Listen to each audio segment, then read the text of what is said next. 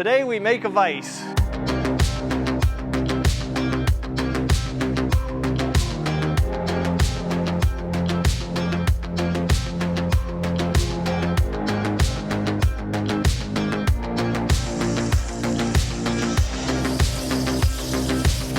When it comes to vises, there's three options. You can either build, you can buy, or you can restore. It's always cool if you can find a big vise at a yard sale or a swap meet and restore one of them, or even if you're lucky to find one in good condition that you can use in your shop. Or the other option is you're gonna have to buy one, which means go to Amazon, read reviews, find a vise that actually works. Or option number 3 is build one. That's what we're gonna do today, is build a vise. This is a 924.5 Starrett. The jaw capacity is 8 inches, and I found myself running into this maximum capacity often to where my part just does not fit in between here. So building a vise that has a larger opening is pretty appealing to me. I'd like to keep the price around $200 to build this and the weight around 70 pounds, and I want the jaws to be about 5 inches wide. This kind of puts this in the same range as all the vises you can buy on Amazon, and a pretty good price range if you were to buy a used one. I think this is going to be the main structure of the whole vise. It's a piece of 3x4 tubing, 1/4 inch wall, and it's approximately like 21 inches long. We're going to lop it down. We're going to find another tube that fits inside of it, and I can already tell I'm going to have to get rid of this weld seam, so I think we should tackle that right now.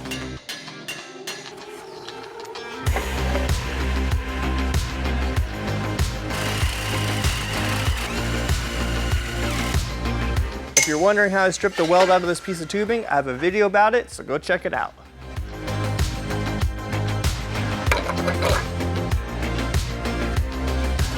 Got the weld ripped out of this 3x4 piece of tubing. I got 22, 23 inches of body. This is gonna give me a little bit more flexibility to clamp long pieces in between the jaws, unlike my Starrett here, which I'm only limited about 8 inches. This is our sliding, moving jaw. It's gonna move in and out of the tubing. When the jaws come together, there's a section of this tube that we're going to use as kind of like a shelf. So by just cutting it to 45, we get a little bit of extra support. But I think the next part I want to tackle is the fixed jaw. So I'm going to make a piece of plate steel in the shape of a jaw, and we're going to sandwich this body of this tube with it and weld it on.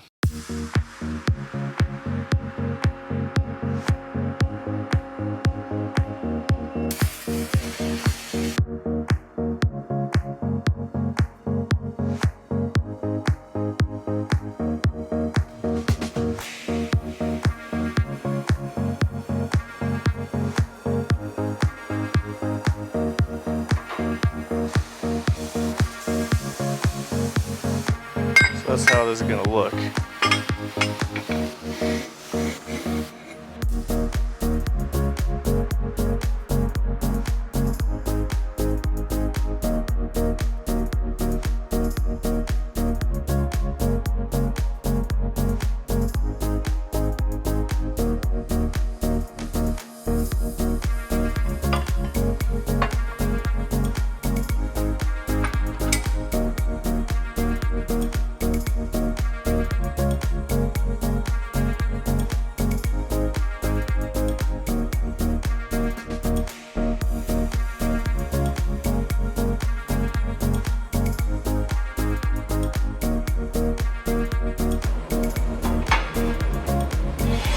Here's what we got so far.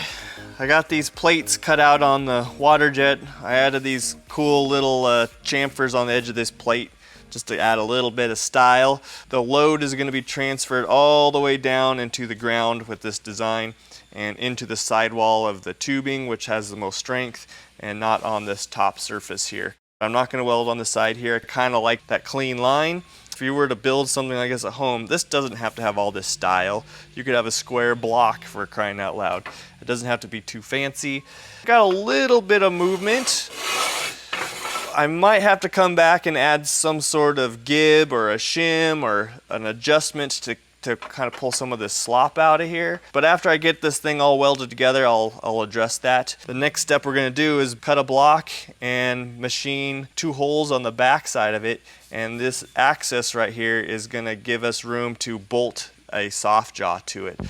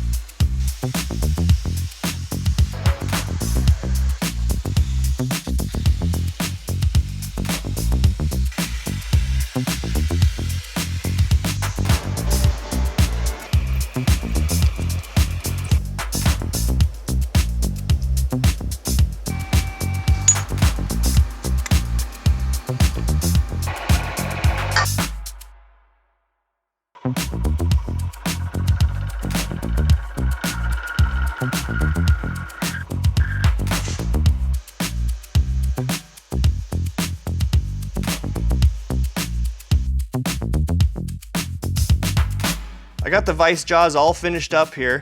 I used a piece of 1x2 piece of cold rolled bar, and then I attached a 1x1 aluminum soft jaw to it, and then I just fastened the soft jaw to the back with a 5/16 socket headed cap screw, and I positioned them to where they fit in between these plates here on the vise. And two, I made it tall enough or wide enough here that I can come back and I can machine it off at a later date when these get damaged. And these are going to get beat up. They are just going to get destroyed, but they're really easy to make. And I'd like to have one vise around here that just has these disposable jaws on there that are cheap. But before I get this welded on, I want to get the lead screw in here so that we can slam the vise closed together with the lead screw, and then after I get all the tension into the vise, we can tack them up.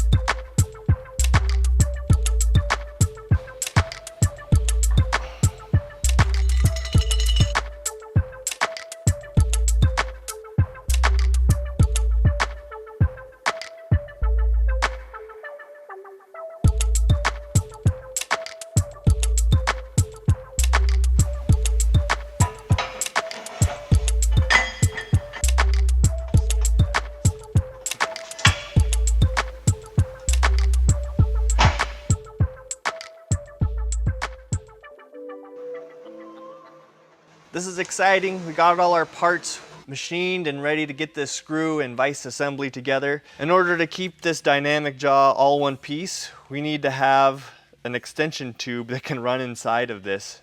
And this is what you're seeing right here, this 1 3/4 inch piece of tube steel. I welded 2 nuts on the end, and it goes all the way back through here and it gets welded to this end cap. So virtually we're pulling from the end of the vise to this jaw, which is pretty neat. This is a Prentice vise, and this is what you typically see. This nut is mechanically fastened to the static body of the vise.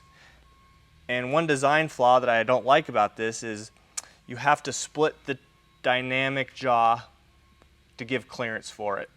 And when you do that, you get a potential weakness. Much like this vise needs some repair, and you can tell that it has actually split. There's a crack that runs a good 8 inches down the middle of this Prentice vise, okay, because of this design.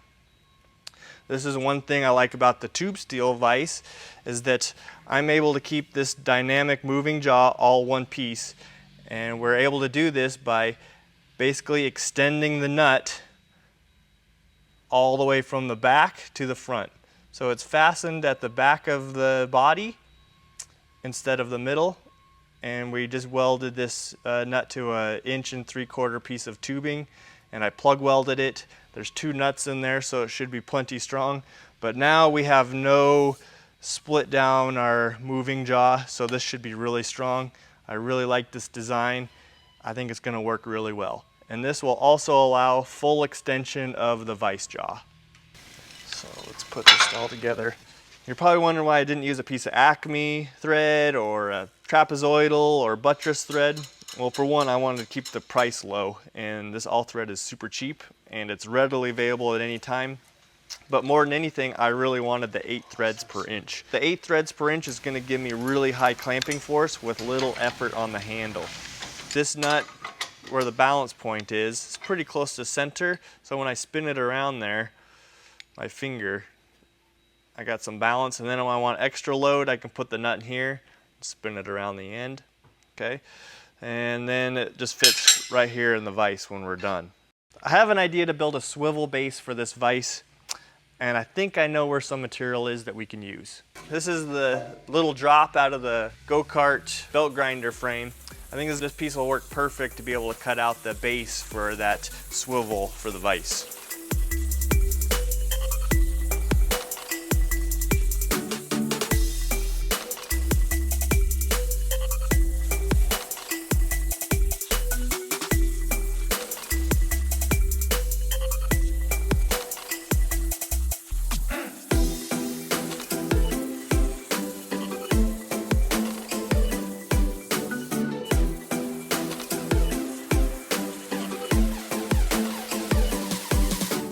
Doubled beveled outside.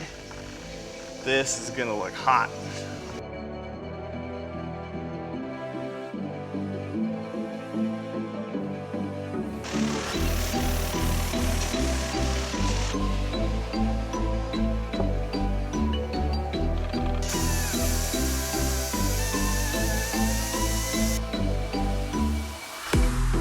This is the main body ring. This is that 1.1 inch plate that we used on the go-kart belt grinder build. And there's a bevel on the bottom and a bevel on the top and 2 bevels on the side. It kind of gives it this cool casting look. And the 2 5/8 holes here on the end for the ears, they line up perfectly with a fixture table. So if I wanted to bolt this down to one of these tables, I could do that. But it works something like this. This is the bottom plate, and it has the matching bevel to the bottom of this one. And it can go like that, okay? And then we have a matching top plate with a matching bevel, and this bevel, I think I put it at 50 degrees on the top, and it's a 30-degree bevel on the bottom. And basically they go together just like that. And we use, these are the little magic square thumb screws. And there we go. So now it's just a quarter turn and it swivels. Okay, you get it where you want it, and then you lock it back down again. I was hoping that I wouldn't have to turn it in the lathe, but it seems to be working really good, just fresh out of the water jet with some light cleanup and some deburring. I think it turned out pretty cool. It looks like a casted part. It's going to add some style to this vise. Now that I have all the pieces here, I'm ready to weld this thing out.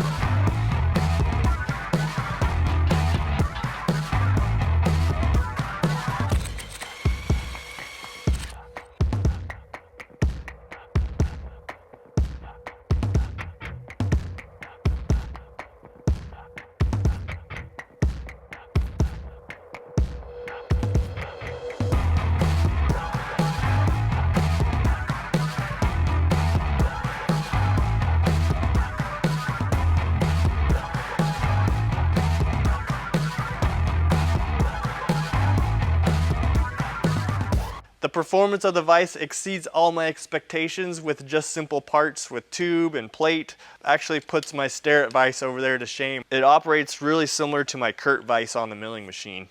With the thrust bearings added in the front and the back of this dynamic jaw, man, the movement is just so utterly smooth. It just wants to just continue to go in or out just by itself. And having the handle in speed mode, I call it, where it's halfway, a little short 3-inch handle, I'm really able to move the vise fairly quickly. And when I want to really crank down on something, I can move it to the torque mode and really put the beans on it. I think now it's a must to add thrust bearings on all the vices. It just really improves the feel of the operation of the vise. It's often my projects are too big for the vices I have in here in the shop, so the extra capacity that this vise offers is going to be great. I thought I was going to have to add some way to adjust the slop inside the two tubes, but it's actually pretty close. When you pull it out, it closes repeatably, and there's probably a 1/16 of an inch of movement in there, maybe a little bit less. The swivel works pretty good. Let's loosen it up a little bit more. Those tapers in there seem to really be holding the vise secure. Let's test it on the clamping force. Well, if the table moves, you know you're probably pretty good. So I consider that a success. The swivel plate seems to be locking pretty good. It's definitely heavy. Yeah. 87.9 pounds. Yeah, I overbuilt it. I tried to stay under 70 pounds, but it just wasn't happening. I didn't want to take any shortcuts anywhere, but I also don't have anything extra on here that's unnecessary either. So I think the weight is appropriate for its size and what it can do. If you'd like to build this vise in your own shop or give it a try and have some extra clamping capacity, I have some drawings to be able to download on the Fireball Tool website. There's a link in the description below. Next time you see this vise, we're going to be testing its build quality and function in a build, buy, or restore vise contest. So thank you guys for watching, and I'll definitely catch you on the next one.